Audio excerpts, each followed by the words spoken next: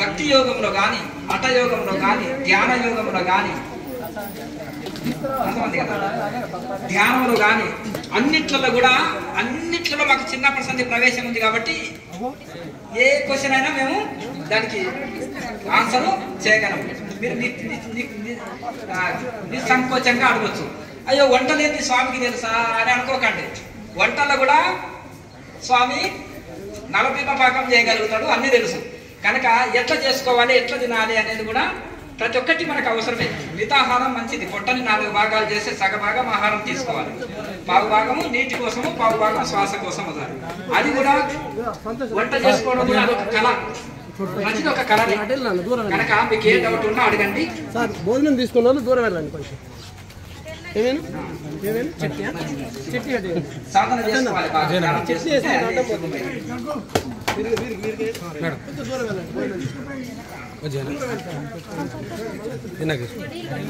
కొంచెం మునగాకు ఉంటుంది కదా, మంచి మునగాకు మంచి మేకపాలు వేడి అనిపిస్తే మళ్ళీ బాగా తాపండి.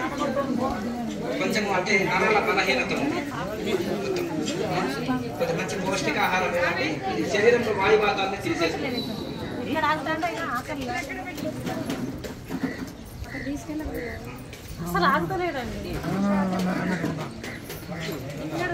మంచి కూర్చోండి. ఇంకా చాలా సమయం అయింది కదా, మీరు భోజనాలు కూడా వెళ్తాను. మన ఈ లోపల ఏమైనా డౌట్లు ఉంటాడు కానీ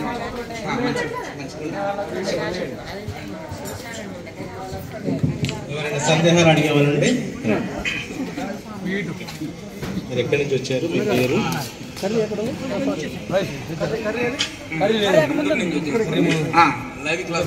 గుంటూరు నుంచి వచ్చారు. దగ్గరికి పెట్టుకోండి. సంతోషం. కుండలి యాక్టివేట్ అయితే ఏమైనా ఇబ్బంది చేసుకోవచ్చు? ఏమి కంగారు పడవచ్చు అవసరం. యోగ మార్గము ఇది అపాయం లేని మార్గం. ఎందుకంటే ఈ క్రియాయోగం అనేది హఠయోగం లాగా హార్డ్ కాదు, సింపుల్, ఈజీ, అన్ని వయసుల వాళ్ళు చేయదగింది, ఈజీ ప్రాసెస్.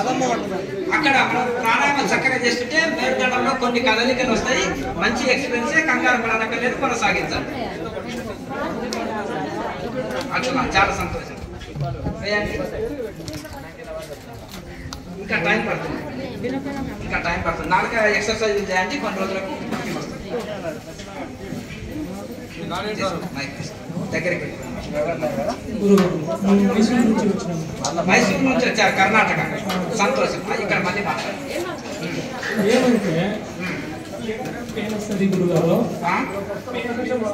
ఎంతకాలం నుంచి చేస్తున్నారు సాధన? వాష్రూమ్ నుంచి చేస్తాను. నాకేంటంటే ఒకనాడు క్రియాయోగం ఎప్పుడు నేర్చుకున్నారు మీరు? మొదటి రోజు వచ్చారు కదా, దీన్ని కంటిన్యూగా సాధన చేయండి. శరీరంలో ఉండే నొప్పులు, బాధలు, సమస్యలు అన్నీ పోతాయి. ఇప్పుడు ఎక్కడెక్కడ నొప్పి బాధ వచ్చింది అనుకో మనిషికి, అక్కడ శుద్ధి లేనందుకు, అక్కడ క్యూర్ లేనందుకు, ఎప్పుడైతే ప్రాణశక్తి అంతటా అందించబడుతుంది అనుకోండి, ఈ ప్రాణశక్తి అంతటా అందించినప్పుడు శరీరంలో ఏ నొప్పి, బాధ, సమస్య ఉంటుంది. ఎన్ని గంటల తరబడి కూర్చున్నా కానీ మొత్తం ఇది అవుతుంది. ఇప్పుడు ఈయన పెద్ద మనిషి చూసారా, 60 సంవత్సరాలు, 60 సంవత్సరాల వయసులో ఆయన ఆ స్తంభం ఎక్కమంటే ఎక్కుతాడు. ఏది ఆధారం లేదు, చేతులతోటి స్తంభం ఎక్కగలుగుతాడు. ఎట్లా?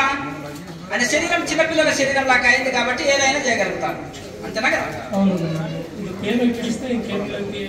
చుక్కి మాత్రం కనపడుతుంది. ఒకనాడు 1 hour చేస్తే ఇంకో 1/2 hour చాలా చేస్తున్నారా? చాలా లైఫ్ ట్రాన్స్మిషన్ యాక్టివ్ చేస్తున్నారా? అది పంచాక్షరి మంత్ర చేస్తా ఉంటే, బట్ అది నాకు 1 hour ఊదినాడు, 1 hour ఇంకోనాడు 1.5 hours, ఇంకోనాడు 1/2 hour పోయి చేసేది. ఇంకా బాగా పెంచుతూ ఉండాలి సాధన, మెల్లమెల్లగా పెంచుతూ పోతుంటే నాడీ శుద్ధి అయితే ఎంతసేపు అయినా కూర్చోగలుగుతాం. ఎక్కడ ఏమైనా యాక్సిడెంట్ అయిందా? కూర్చుంటే నొప్పి వస్తుందా? జ్ఞానం ఉంటే మాత్రం, కూర్చుంటే మాత్రం మినిమం 1/2 hour చేస్తే నొప్పి వస్తుంది. ఒకనాడు 1 hour చేస్తాను, ఇంకోనాడు 1.5 hour చేస్తాను, ఇంకోనాడు 1/2 hour. స్టేజ్ మీద కూర్చున్నాడా పెద్ద మనిషి 5 నిమిషాలు కూర్చోలేకపోతుంది, అర్థమంతా.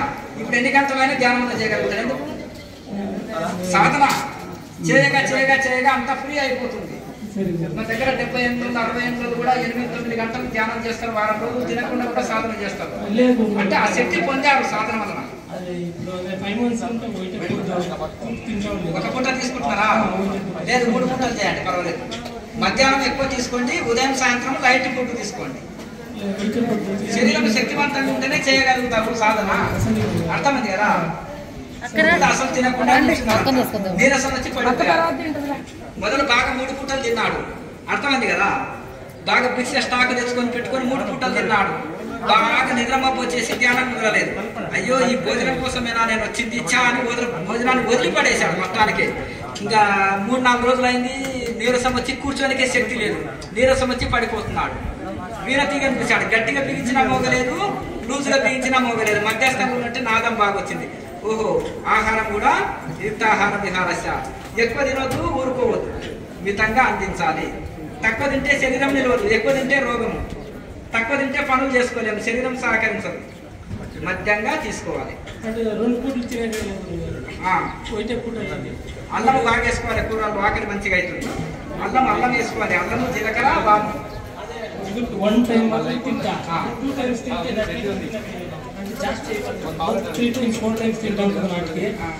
ఈ వయసులో 4 పూటలు తినాలని జీర్ణించుకునే శక్తి ఎంత వయసు ఉంది?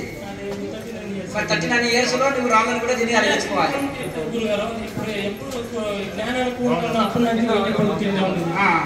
ఏదైనా ప్రాబ్లం ఉంటే గ్యాస్ ఉందా, మలబద్ధకం ఉందా? ఏం లేదా? సరే, ఒంటి పూట భోజనమైనా కడుపు నిండుగా తీసుకో, పర్వాలేదు. అయితే మునగాకుని దంచి మేకపాలలో దాకా నీ కాలుకి వచ్చే పెయిన్ పోతుంది. కాల్షియం పెరిగి ఎముకల్లో బలం వచ్చి ఏ పెయిన్ ఉండదు బాడీ. మేకపాలు తీసుకో, లేదంటే ఆవు పాలు తీసుకో. నెక్స్ట్ ఉన్నారా? ఇంకెవరైనా మీకు సందేహాలు ఉంటే అడగండి. అక్కడి నుంచి దూరం నుంచి నమస్తే అంటే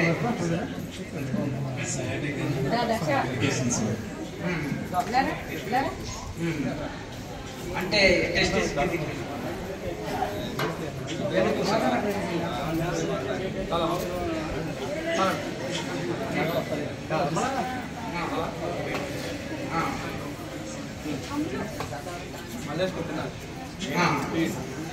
అది మీరు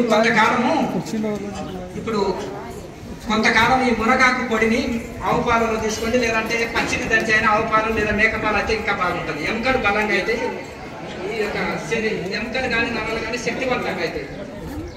శరీరంలో నీరు తీసేస్తుంది, ఓవర్ వెయిట్ తీసేస్తుంది. నీరు తీసేయడం వల్ల శరీరం తేలిక అవుతుంది, డోలు దాని మీద పడదు. ఆరోగ్యానికి ఎవరైనా వాడచ్చు.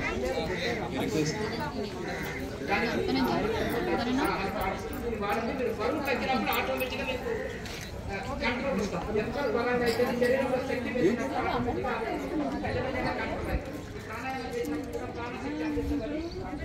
మంచి రిజల్ట్ ఉంటుంది.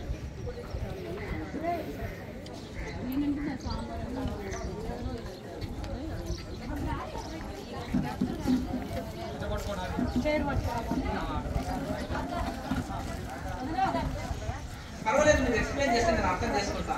బొమ్మను అక్కర్లేదా? శరీరం సహకరించాలి.